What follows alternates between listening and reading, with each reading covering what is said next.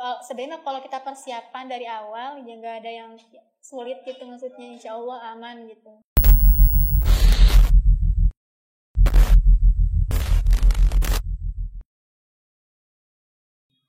Assalamualaikum teman-teman, kembali lagi di channelnya Bingkai Seribu Menara.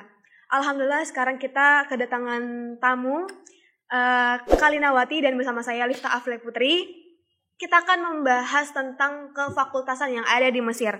Buat teman-teman yang baru banget lihat video ini atau baru mampir di channelnya Bingkai Seribu Menara, jangan lupa like, komen, dan subscribe. Oke, jadi Kalina ini tuh Fakultas Bahasa Arab. Udah tingkat 3 ya, Kak? Iya. Jadi kenapa sih, Kak, alasannya kenapa Kakak tuh pilih Fakultas Bahasa Arab? Sebenarnya waktu lulus pengabdian itu kan ada 1 jeda 1 tahun. Itu anak punya beberapa jurusan pilihan jurusan gitu, nggak cuma bahasa Arab. Jadi bahasa itu termasuk ke list anak. Tapi sebelum itu anak tuh kalau milih jurusan tuh kayak kepoin gitu loh. Oh gitu. Bener-bener jadi kayak madah yang mau diajarin tuh apa aja pelajaran-pelajarannya. Karena menurut anak bukan ke bergengsi atau enggaknya sebuah jurusan sih, lebih ke kita suka atau enggak sama pelajarannya gitu. Karena kalau kita suka nanti walaupun gampang gitu ya susah belajarnya gitu ya kita happy aja gitu, karena emang nggak ada kayak beban gitu kan, karena kita suka sama pelajarannya gitu. Dan bahasa Arab itu waktu anak itu ya kepoin di buku, ada tuh dulu itu dapat buku kayak Long Journey to Egypt. Itu di situ kita bisa tahu banyak juga tentang jurusan-jurusan di Al-Azhar. Jadi anak kepoin setiap jurusan. Oh pas ngelihat jurusan bahasa Arab, oh ya anak suka nih gitu. Kebetulan juga ngebahas tentang sastra gitu kan di situ. Boleh juga gitu, akhirnya aku udah fokus ke situ. Jadi kenapa sih kita tuh harus mengedepankan suka atau enggaknya gitu? Karena nanti pas datang ke sini itu kita bisa aja berubah. Waktu itu juga teman-teman anak ada kan yang ngambil jurusan bahasa Arab waktu di Indo. Aku mau ngambil bahasa Arab. Nah, pas datang ke sini ngedenger jurusan bahasa itu katanya killer gitu. Susah gitu. Ya, itu tuh udah terkenal banget gitu.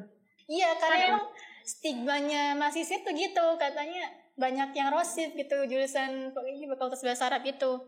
Jadi waktu itu banyak banget yang mundur setelah lulus DL, pas kita ngisi istimewa lagi kan buat daftar, itu banyak yang mundur karena emang tadi takut aja. Tapi kalau kalau kita emang suka sama madahnya kan, walaupun ngedengar omongan-omongan yang katanya killer terus susah lulusnya juga, ya kita ya oke-oke aja karena kita happy gitu. Jadi ya kesimpulannya ketika kita mau ngelakuin sesuatu tuh harus minat ya. Karena minat tuh paling penting. Kalau misalnya udah nggak minat ya udah kerjanya tuh setengah-setengah. Apalagi belajar. Ini kan belajar kan buat 4 tahun ya. Jadi takutnya di pertengahan jalan bosen terus akhirnya diganti deh gitu kan.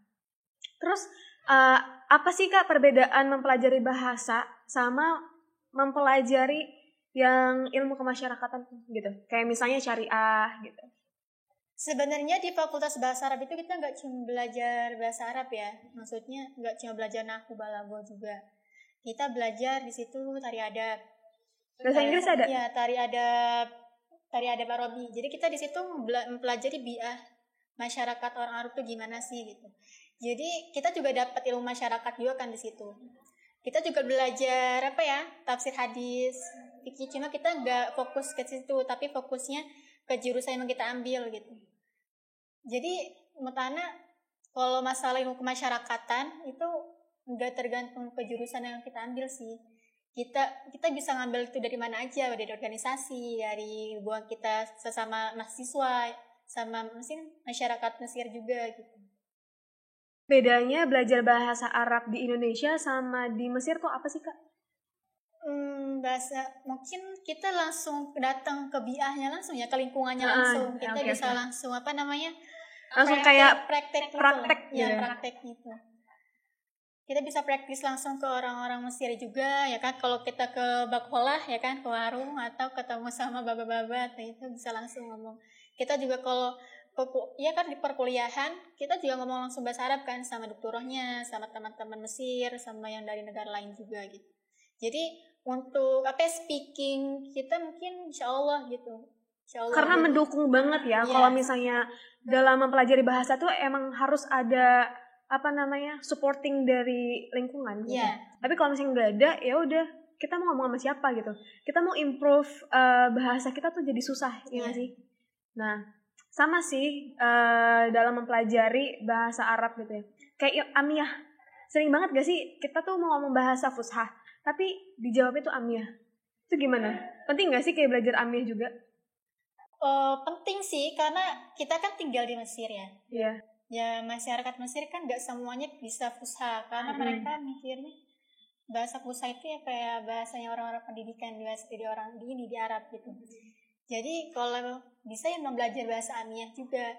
Nah di Fakultas Bahasa Arab ini nanti kita belajar ada namanya lahjah ya.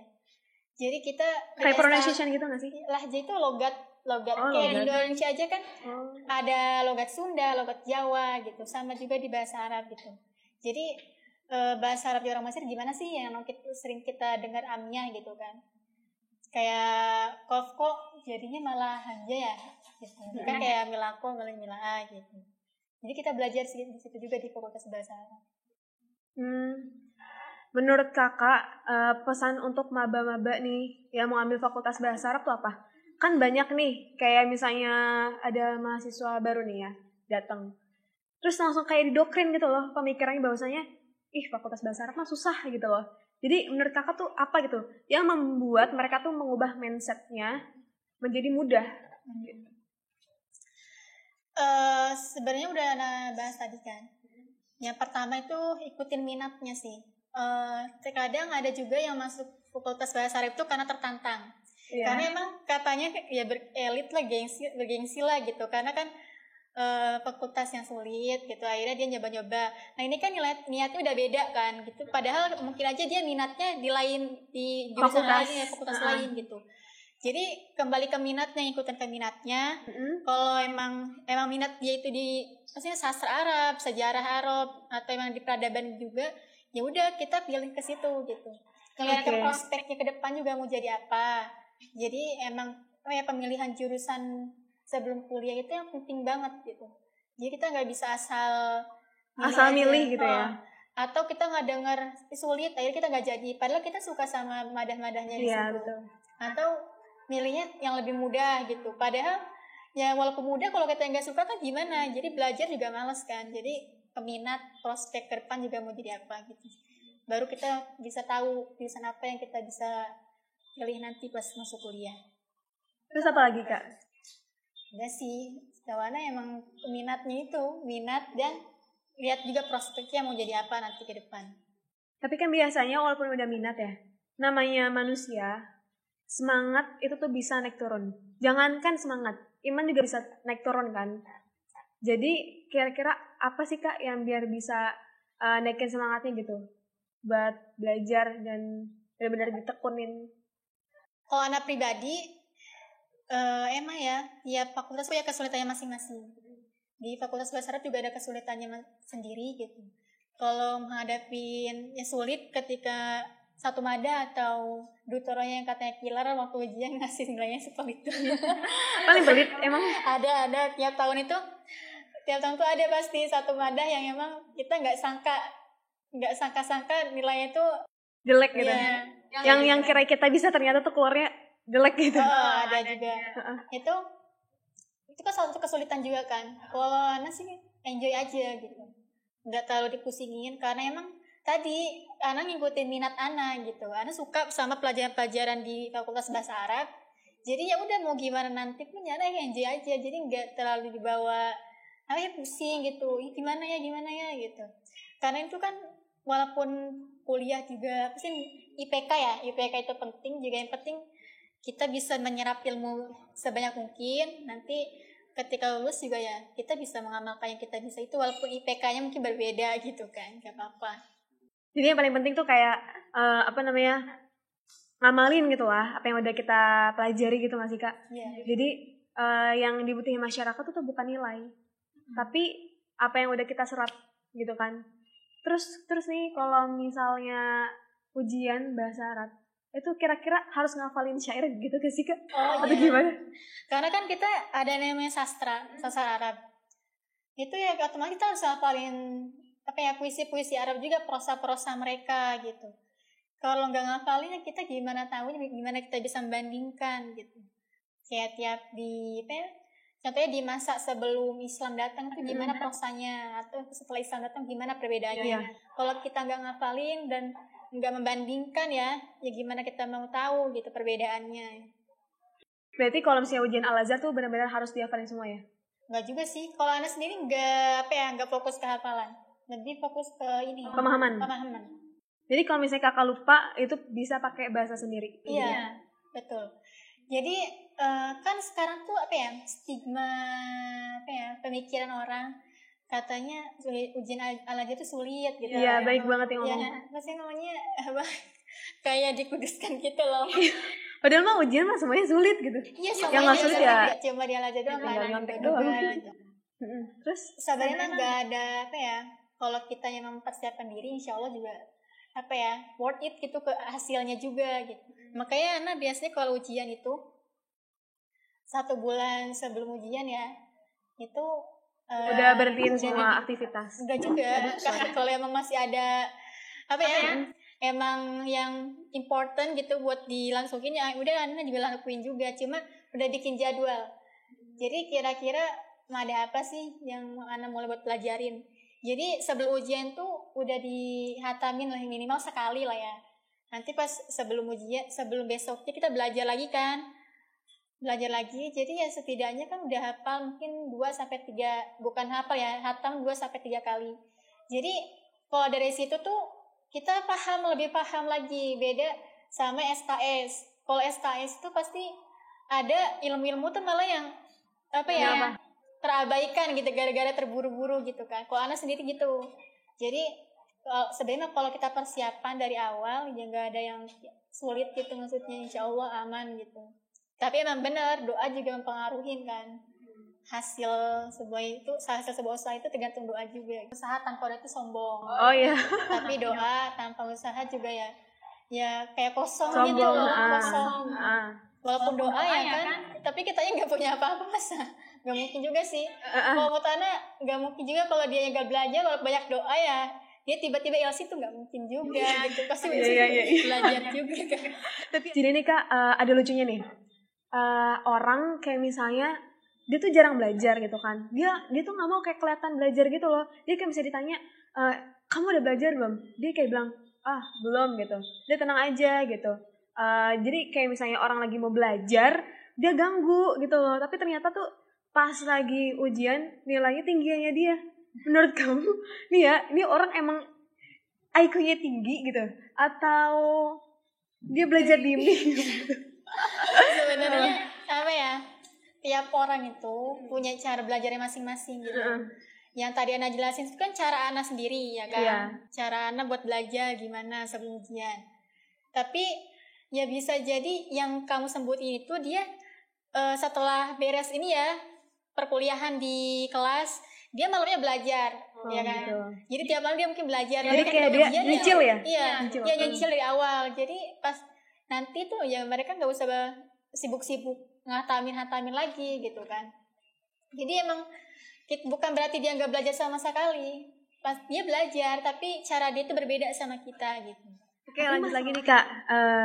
Kalau misalnya di dalam fakultas itu pasti ada jurusan kan ya. Nah, fakultas bahasa Arab jurusannya itu ada apa aja sih? Jadi di fakultas bahasa Arab di sini di Al-Azhar sendiri itu ada jurusan umum ya. Umum. Jadi dia tapi kita lebih kenalnya kayak ke sastra gitu, sastra bahasa Arab. Umum itu kayak lebih ke sastranya. Terus ada juga namanya Tari wal Hadoroh, jurusan Tari wal Hadoroh. Terus ada juga namanya jurusan Sohafah wa Ilam. Kan ada 3 nih. Di jurusan umum sendiri emang dia fokus ke sastra Arab, jadi kayak literaturnya, terus kayak balagohnya, nahunya, yang fonetiknya gitu. Kalau di ini jurusan Tari wal Hadoroh ada 2 spesialisasi, ada spesialisasi tarikh, sejarah berarti, sama peradaban. Jadi ada yang kedua itu spesialisasi peradaban. Kalau di jurusan ini soal Wailam itu ada apa namanya? Dua juga spesialisasi media cetak, ada juga spesialisasi televisi sama radio. Biasanya tapi kalau di orang-orang mahasiswa ya, mahasiswa Indonesia ngambil sastra kalau enggak Tari Bahadoro. Jadi gitu. belum ada yang ngambil soal Wailam sih setahu anak. Mungkin karena emang kode etik dari jurnalistik juga beda kan mungkin. Iya. Indonesia. Karena nggak semua orang suka jurnalistik sih. Ya bisa jadi. Terus kira-kira prospek untuk kedepannya untuk para alumni Fakultas Bahasa Arab itu apa sih, Kak? Jadi ya alumni Fakultas Bahasa Arab tuh nggak cuma jadi guru bahasa, gitu, nggak cuma atau jadi dosen. Kan orang tuh kan mikirnya cuma belajar bahasa Arab doang ya, kayak nahu, balaghah, sorof gitu. Padahal enggak gitu. Kita bisa kalau memang kita ngambil jurusan sastra, kita bisa jadi kritikus sastra gitu, kritikus sastra. Kita juga bisa jadi interpreter, penerjemah, atau kita juga bisa berkarir di lembaga-lembaga internasional emang yang di bawah naungan PBB. Karena emang kan bahasa Arab itu bahasa resmi kan, bahasa resmi internasional juga. Kita juga bisa kerja di kementerian luar negeri ya kan, jadi diplomat, itu sama luas gitu. Jadi nggak cuma sekedar dalam dunia pendidikan doang. Makanya kita yang penting minatnya kemana, insya Allah kesana juga lancar gitu, mau jadi apanya.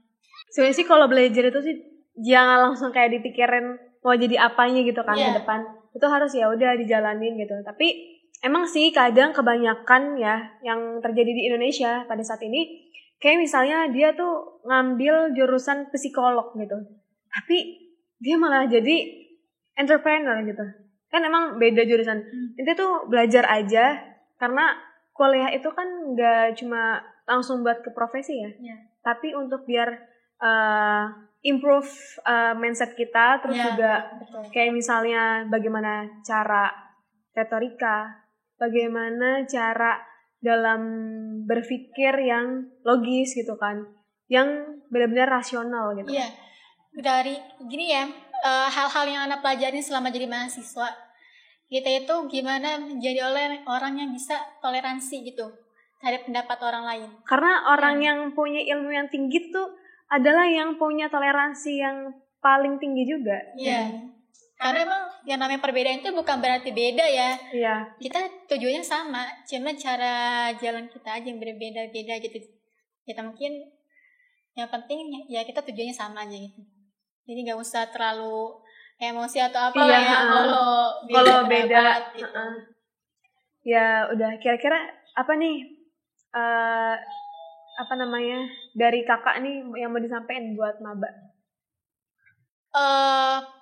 Masa-masa jadi maba itu emang masa-masa yang penting banget gitu. Masa-masa pilih jurusan, masa-masa apalagi kalau kita kuliah di luar negeri ya, bingung nanti di negara itu gimana sih gitu.